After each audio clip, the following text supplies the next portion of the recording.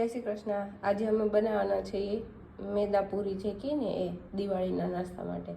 તો અમે આમાં લઈ લીધો છે મેંદાનો લોટ, રવાનો લોટ અને આ લઈ લીધો છે રોટલીનો લોટ। હવે આગળ અમે તેલ નાખી દીધું છે અને હવે ધીમે ધીમે એને મિક્સ કરશું। આ રીતે મોણ આપવાનું જેનાથી પૂરી સોફ્ટ થાય। આ રીતે ધીમે ધીમે તેલ થોડું ઉમેરતું જવાનું અને મિક્સ કરતું જવાનું ને એવી રીતે કરવાનું। ત્યારબાદ અમે આ લઈ લીધું છે મરી પાવડર એડ કરી દીધો છે।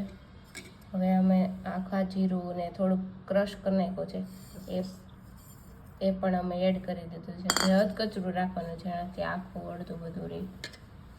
પછી આ રીતે મિક્સ કરતું જવાનું ધીમે ધીમે। બધું મિક્સ કરી દીધું છે। હવે સ્વાદ અનુસાર અમે મીઠું નાખી દઈશું। લઈ લીધું છે ગરમ કરેલું ઘી જે આમાં એડ કરશું।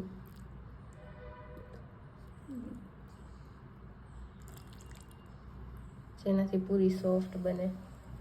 હવે એ પણ મિક્સ કરી દેવું આ રીતે મોણ આપ્યા બાદ ધીમે ધીમે થોડુંક પાણી એડ કરતું જવાનું જેનાથી ડબ્બી જેવું મોલું થાય ને એવી રીતે। જો આ કેમ લોટ થાય એવી રીતે થતું જાય।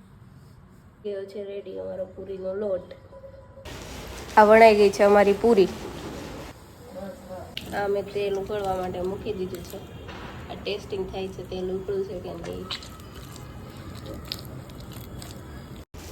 તેલ આવી ગયું એટલે અમે પૂરી તળવા નાખી દીધી છે। આ રીતે જો પૂરી તળવાની, મોટો ગેસ હોય ને એટલે વધારે પૂરી નાખી શકો એક સાથે।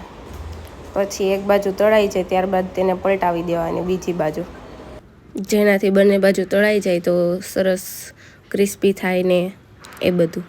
પણ તમે શું બનાવ્યું છે મને કમેન્ટ કરીને કહેજો દિવાળીના નાસ્તામાં। અમે તો પૂરી બનાવી છે, હજુ બી છે, એ બતાવીશ આગળ।